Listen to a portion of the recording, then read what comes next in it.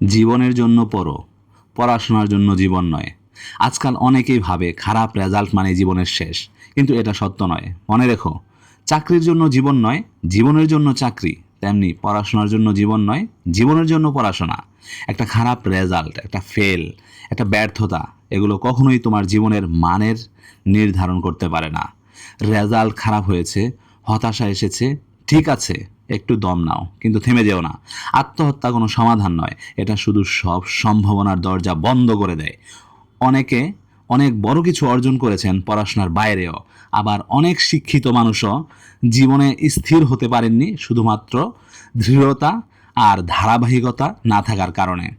আজ যারা পিএইচডি করেছে, ভালো ইউনিভার্সিটিতে পড়ছে, তাদের মধ্যে অনেকেই একসময় খারাপ রেজাল্ট নিয়ে কান্না করেছে, কিন্তু তারা হাল ছাড়েনি।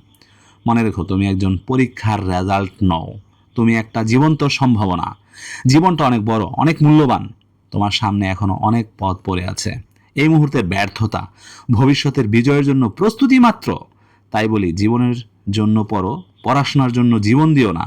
নিজেকে ভালোবাসো, নিজের স্বপ্নকে সময় দাও। রেজাল্ট নয়, তুমি কেমন মানুষ সেটাই আসল।